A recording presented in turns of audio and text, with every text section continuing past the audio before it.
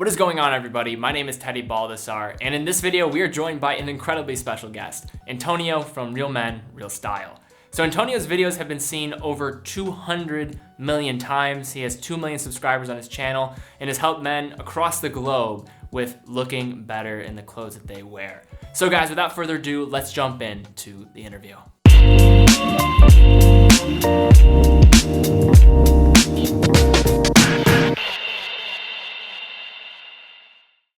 What is going on, everybody? My name is Teddy Baldassarre, and today we are joined by a very special guest, Antonio from Real Men, Real Style. So Antonio, thank you so much for coming on. Hey, you're welcome, Teddy. Thanks for having me.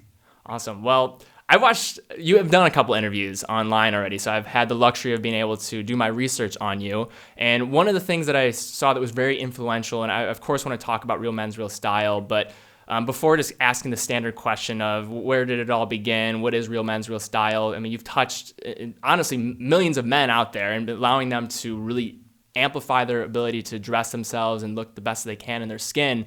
My first question for you, though, is talking about your time in the Marine Corps. And thank you again for your service, of course. Talking about how that was able to transform you as an individual and connecting the dots to where Real Men, Real Style is today. Sure. I joined the Marine Corps in 1997, went through OCS. Then when I graduated college in 98, joined up. I definitely, it's one of those things that if men in the United States, and I think throughout most of the world at this time period, we don't really have an initiation or something that lets us know we are a man. And it wasn't boot camp that turned me into a man. It wasn't like, that kind of training. But I think it was being put in charge of other men's lives and to realize that these guys, they weren't as reckless as I was at that time period. They actually have a lot more to live for than just going out and partying that night. These guys had families, they had dreams. And I think that was a very sobering, it happened over a period of time. But when I had my first, group of Marines I was in charge of, and I had to take them, had to train them up. We spent months and months, then years together. Then you take them on a deployment, then you take them into combat. It's something that really just changes. You grow up, and I don't mean to, that's said quite a few times. People. I think there are many people that go through life and they never grow up, but it's just one of those sobering moments in life that you can't really come back from. And I don't really want to go back to the Antonio that existed, just graduating college, kind of just being in charge of myself, not really having anything to worry about. I was a little bit reckless. I loved motorcycles, had no problem, going 150 miles an hour, pulling wheelies, that kind of crazy stuff. You just start to realize there's more and that you want to be around for it. And so. Awesome. So talk a little bit more about Real Men's Real Style. I know it's kind of come a long way. I've been watching your content for a long time. You released content for the first time, what was it, almost 7 years ago? So just talk a little bit more about the channel. I'm sure many of my viewers are familiar with it, but just give some more context about it and what it was really aimed to do. Most men don't know how to dress very well, and I provide the tools so that they can use clothing as a tool to get what they want out of life. And it's really that simple. Clothing for me is a tool. I'm not a dandy. I am not about I get into the details, but it's always with the goal in mind of helping a man use his image and his presentation to get what he wants out of life. So if he's a master electrician, if he is a fireman, he knows the power of a uniform. Because if a fireman walks in and says, "Hey guys, everyone out of here now," we listen to him because it's an authority uniform and we don't question. If a master electrician shows up and he's wearing the right uniform, he knocks on a door and maybe he's a little bit early, but people identify who he is, what his job is. They can tell by the tools, by the way he presents himself.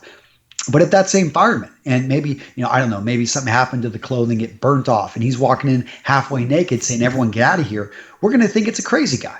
Or if that electrician, if he doesn't look the part, he may show up early, and that woman on the other side who's with, her newborn baby, and all of a sudden is like, "Who is this guy? He doesn't look the part. He doesn't look like that electrician I was expecting to show up." So when I can help a man understand that his clothing sends a message, good or bad, and that he can control that message, I think that's when my channel starts to have an effect. So a guy comes up to you, just a hypothetical scenario, but I'm sure it happens all the time with 2 million subscribers. They come up to you and say, I don't really have much money, Antonio. I don't really know where to begin. What are just the foundational tips that you give a man when they're thinking about just dressing better? Well, a lot of those guys saying that, especially if they're here in the United States, do they have a television, a flat screen? Most likely, yeah. They've got a big television. Maybe they spend $2,000 on. So to me, it's more of they've got the money. They just don't make it a priority. It's like when people say they don't have the time for something. It's not true. It's just, they should be honest. It's just not a priority.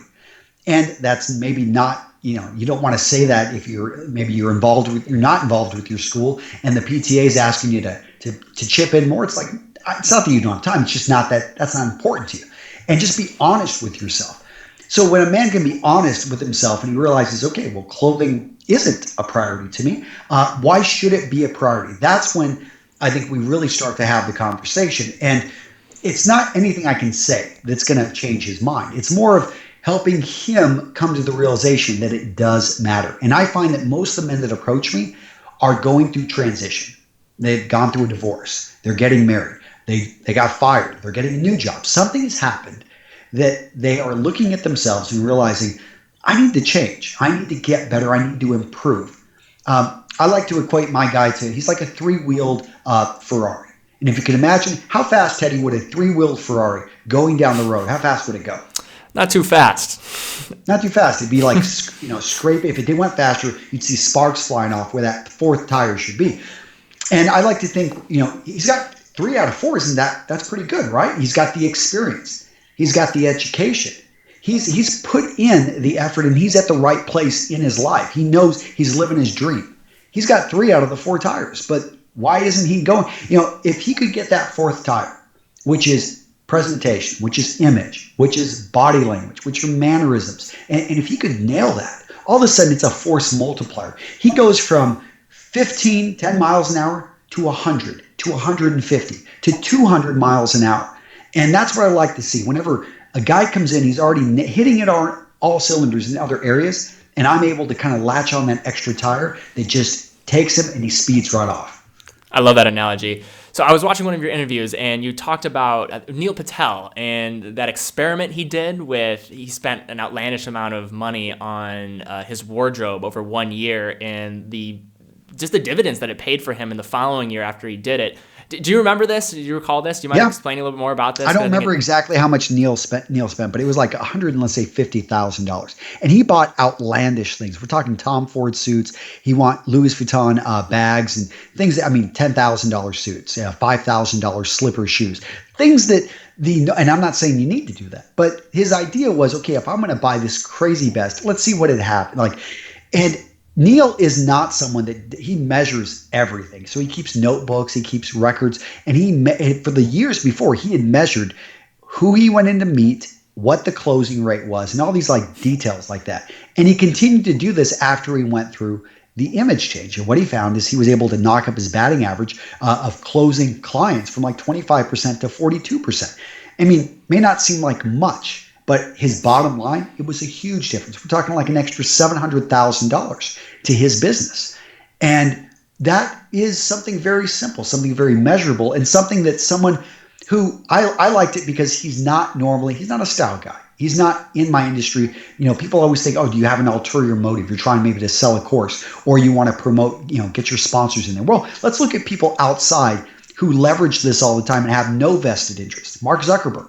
You may have heard of him. He started a company called Facebook, and he doesn't ever think about what he wears because he wears a uniform. He wears that same. If you look at when he came back from paternity leave, he showed a picture of his wardrobe, and it's all these gray shirts, the same. It's all these hoodies, the same. And Steve Jobs, when you think of the late Steve Jobs, what do you think of? I think of the turtleneck. New Balance, or he had these running shoes. He had these dad jeans. He had a look. He had an image. But you go back, you look at him earlier, he actually did wear, regular clothing that fit in with most of the society. But at some point, people develop uniforms. They develop an image and a presentation they want to send. And it could be that they want to soften things up. I know if a man's going out and he wants to maybe attract a woman a bit more, he wants her to touch him, which is a great barrier to break when you're on a first date. Well, wear a cashmere sweater if the weather permits, because guess what? Everyone wants to touch cashmere. It's something that is innate in us. It goes back to there was this rhesus monkey study actually done here at the University of Wisconsin, not too far from me. And they had these baby primates, and they were like, would they choose milk and a basically metal graded mother Or would they choose the soft mother made from the fur, And of course, the monkeys jumped over they would feed very quickly, drink the milk, and jump right over to the other monkey, that one that had the soft fur. And this is just something that we don't even think about. That's a nice sweater. But instantly, because they've touched you, all of a sudden there's a connection. You've broken down a barrier. And little things like this, they're not going to make this a great date. Doesn't mean you're going to marry this person. Doesn't mean this, anything's going to happen that night. But what it does mean is that you've taken a step in the right direction.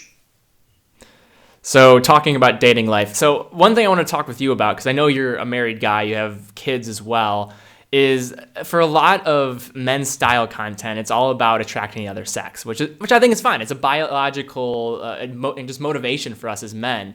But I would just be interested to know, what it is like to have a partner, and I would assume that she supports you in everything that you do. Maybe talking about that a little bit more, and especially for aspiring entrepreneurs, I think this is so crucial to pinpoint and be able to find somebody that you can coexist with. So can you just mind just talking about just the relationship with your wife and how she's either allowed you to just kind of reach the dreams that you've wanted?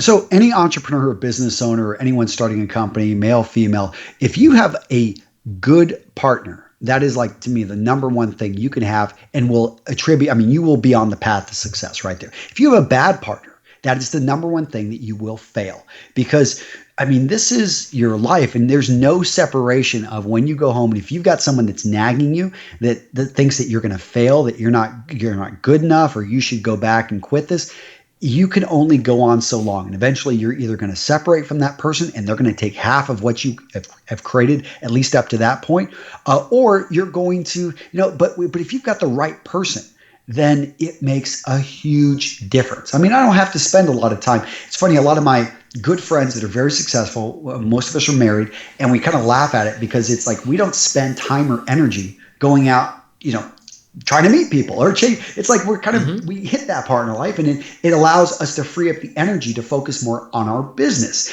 and to put it more there. My wife, amazing woman. Whenever I needed, she was my partner when we started the company. And I remember she was editing videos and breastfeeding my daughter at the same time. She was dedicated to getting things done. And you just don't find people like that all the time. So when you do, you make sure you appreciate them. Every time I go home, I try to tell my wife, thank you for, I don't always do it, but I just try to thank her for what she did. I jump in, I've got to get dishes done. I do laundry. I do all the normal things that everyone else does. But to me, it's like I just try to show her appreciation. And I definitely try to tell her and let her know. It's funny, we laugh. I'm paying her, she does less work now, but I'm paying her more than whenever she first started working for me, which I paid her almost nothing. And she did tons of work. That's funny. So has this had an effect on your, so you are talking about style all the time. And from my relationship with my dad, he always, one of the greatest things he taught me was to recognize just greatness. And that could be spanning through a lot of different things in business, life, and also just your first impression, how you present yourself, know the little details and what you're doing. And that had a profound effect on me. So I'm wondering, have your kids latched on to a lot of the messages you're sending out to so many guys like myself out in the world, and kind of what you put forward? Not so much. My son's 13, so he's still doing his thing. He's big into football. He spends a lot of time. We go to the gym together, and he's working on being in great shape. He loves to read a lot of fiction books. So he's into games and stuff like that. I think most 13-year-olds are. I would say style is not even in his top 25. But my daughter, 9, she's into it a bit. Maybe it's in her top 7 or 8. But definitely, it's like, my kids do actually work for the company. So my son works, and he comes in and he cleans the office. He spends time doing, whenever we travel, we went to a YouTube conference. I took both my 13-year-old and my 9-year-old, and they actually hold the camera for me. They help, we try to train them up and to teach them about this stuff. Not that I want them to go into this business, but I think that these are skills that they can pick up at any point and use throughout their lives. Absolutely. So for guys, there's a ton of mistakes that we make and I'm sure you've made them when you were first starting out as well. What are some of the mistakes when guys are thinking about, improving their style, or just some things that they overlook, perhaps? The first thing is they don't care, most of them. And if you don't care about something, you're not going to investigate it. You're not going to take action. You're not going to look into it. You're going to basically do nothing. And that is the apathy that most men have towards their appearance and presentation. When for some, they care a lot more for sports. They care a lot more for Fortnite or whatever game they're playing. That is where, they'll go. It's funny, they'll dress cosplay and go into all this great detail. But when it comes to their daily uniform, their daily presentation, they're sending the world for a business they're trying to build up. They don't seem to think about that. But yet when they dress cosplay in a certain way, that's sending a signal. It sends a role of a tribe that you're a part of. And if you want to be successful, whether you're starting up an IT company, whether you're starting up an online marketing service, whatever it is, there's a tribe, there's a group, and there's an idea of what success looks like. And when you start to care about that, you start to pay attention to it. And then you start to take the actions necessary to go down that path. So, Antonio, you came from very humble beginnings, and I always love, just talking to somebody that has that kind of chip on their shoulder, because I feel like I have it in my own ways and battling my weight throughout my childhood. I think that's a big reason why I am the way I am. Can you talk about where you came from and, for somebody that started where you were and to get where you needed to go, what were the types of traits that you needed to really embody? So, I'm very fortunate. I was born in the United States, which I still view as an amazing country with upward mobility potential. But it was something, my mom did, we grew up in a trailer park and she was pretty much the sole provider. She had 3 jobs. My stepdad would try to do some work, but really wouldn't be able to keep it. It was something that I knew I did not want to follow that path. And I think being able and having the ability to see things. And I saw it through books initially. So I was a huge reader. I still love to consume and read books, learn about stories. But it was always, I was very, the Horatio Alger, just like growing up and becoming something better. I still believe in that. And it's something that always drove me. And looking back, though, I'm very thankful that my mom instilled in me, read, always learn.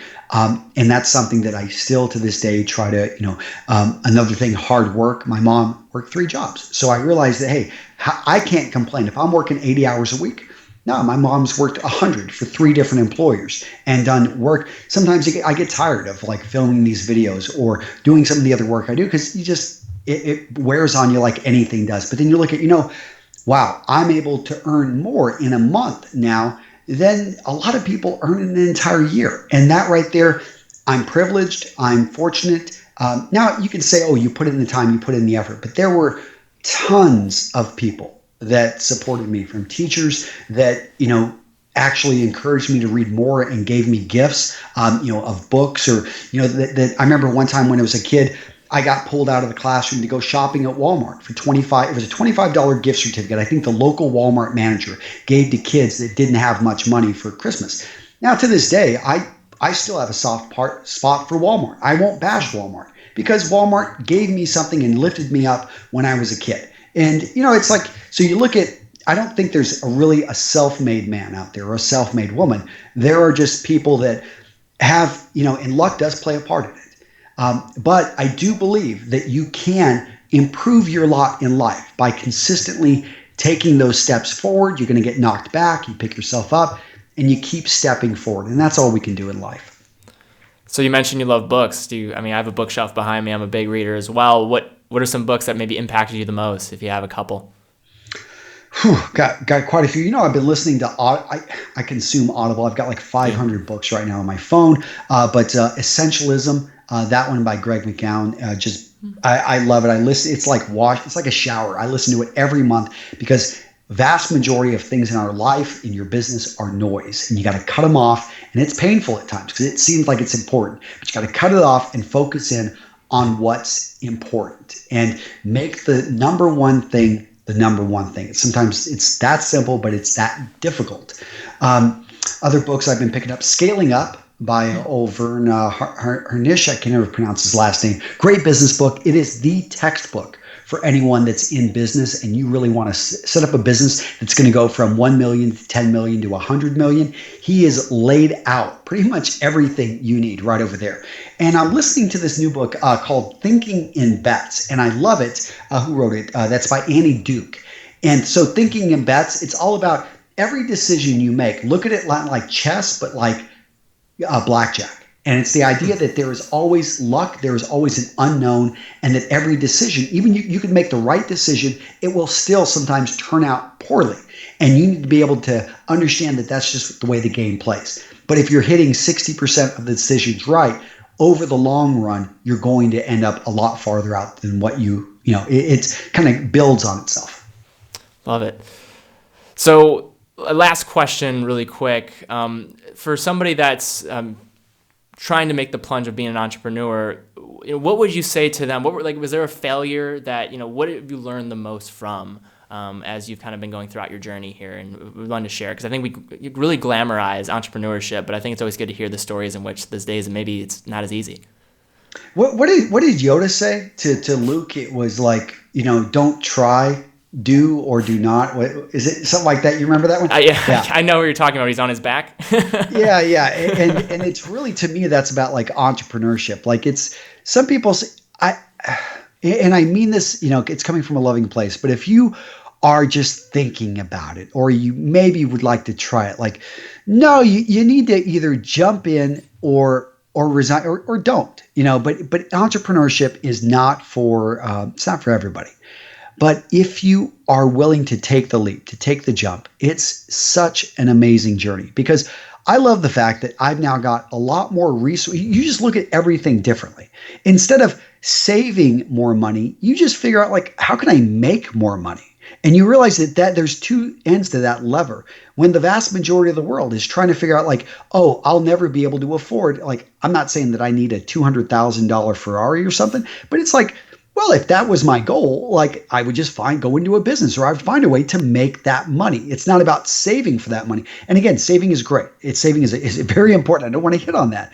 But I just find that so many entrepreneurs or entrepreneurs don't make the leap. They don't actually just jump in and start to do it. And the only way to learn to ride a bike is to start riding the bike. You can read all day, all these books I talked about. You could read all 500 books on my phone right now, and it's not going to matter. You've got to get in and do the work.